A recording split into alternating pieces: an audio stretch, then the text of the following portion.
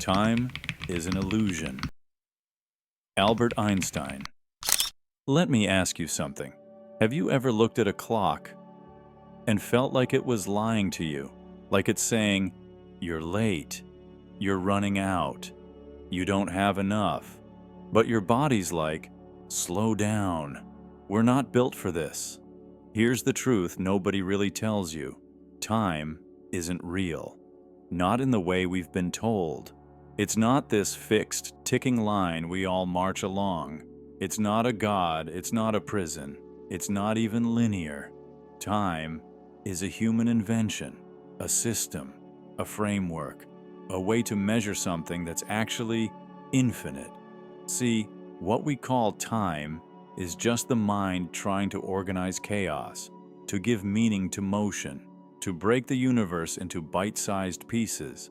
But the universe, it doesn't work in straight lines. It spirals, it cycles, it breathes. And here's where it gets wild. Ancient civilizations knew this, way before calendars, before clocks, before your phone started yelling at you about your next meeting.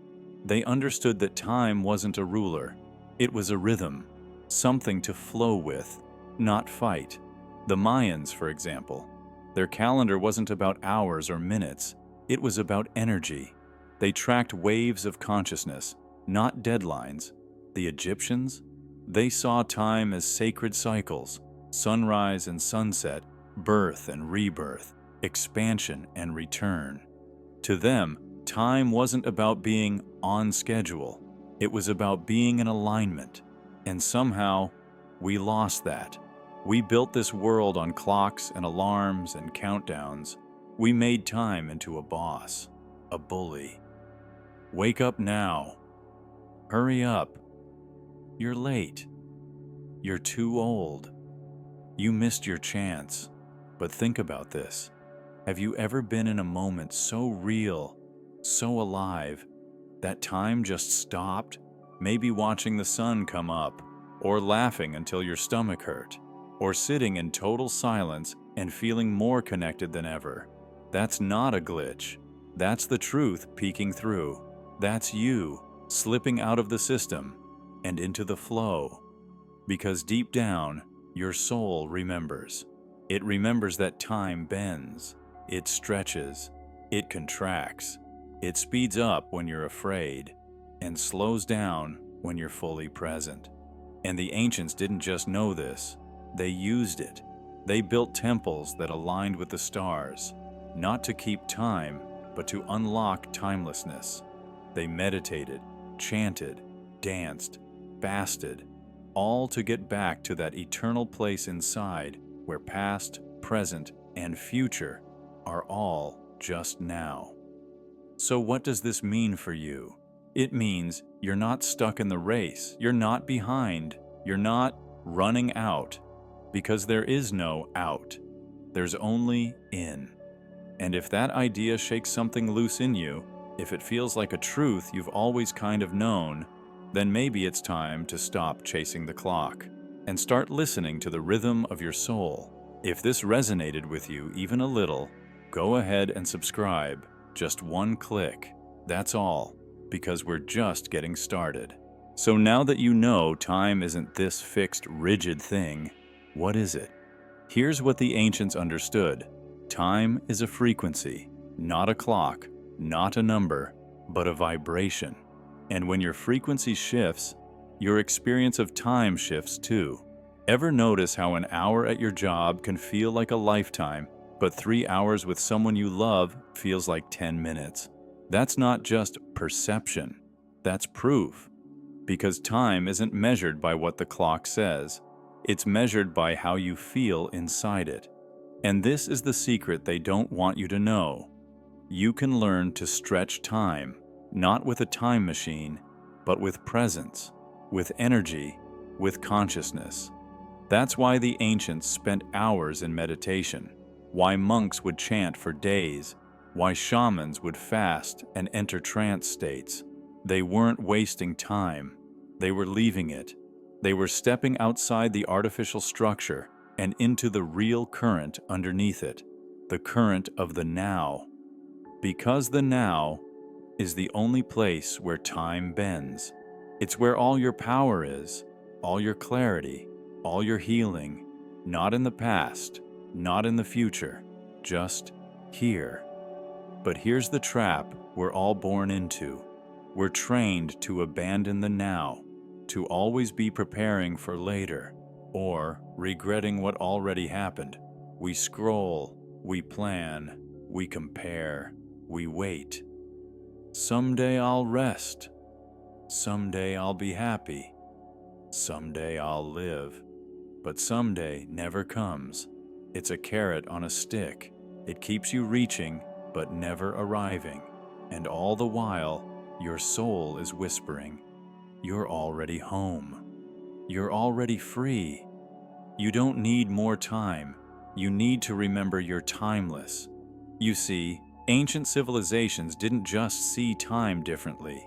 They lived it differently. They didn't rush. They didn't multitask. They didn't glorify being busy. They honored rhythm. They followed the seasons. They aligned with the cosmos. They created art that took years, not because they were slow, but because they understood that true creation takes its own time, not the world's time, your soul's time. And maybe that's why so many of us feel off today, disconnected, burned out, always behind, because we're not living in our time. We're living in someone else's timeline, someone else's schedule, someone else's script. And that pressure, it's not natural. It's not your fault. It's not who you are. You're not here to beat the clock. You're here to break it, to step outside the race and realize you were never running. So what happens when you start living that way? You stop rushing. You start breathing. You listen more. You feel deeper. You create from stillness.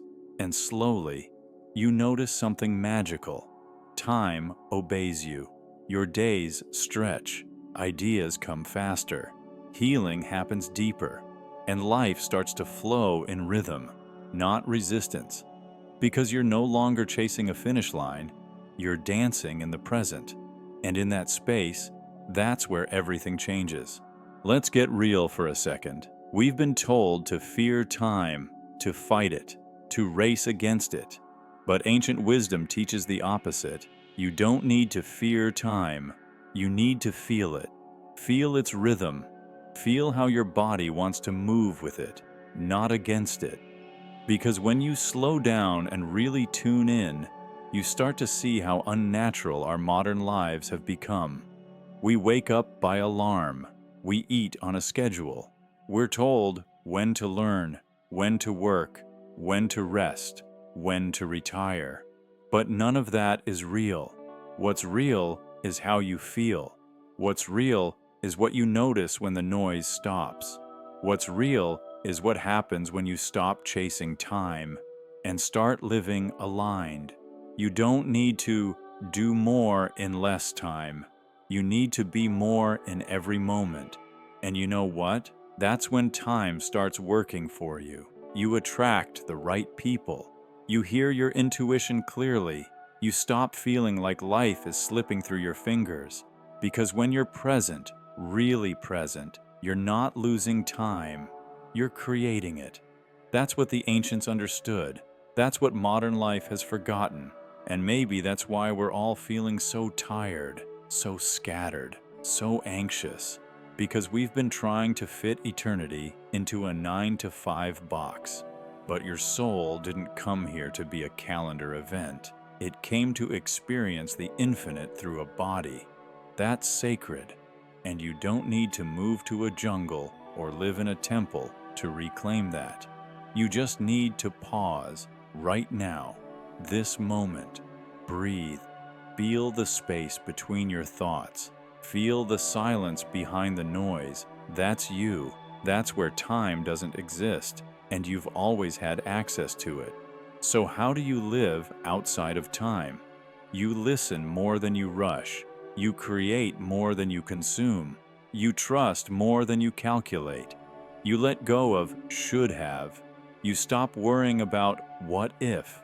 and you start living from what is. That's freedom. And from that space, you'll start to remember this life isn't a countdown, it's a canvas. And every moment, every breath is yours to shape. So maybe, just maybe, time was never the enemy. Maybe it was the invitation to remember how powerful you are, how divine you are, how eternal you really are. And now it's your turn. Let me ask you something. Just you and me, no filters, no fluff. What's one way time has been limiting you? And how are you ready to break that spell? Drop it in the comments. Say it out loud. Make it real, because the moment you name it is the moment you take your power back.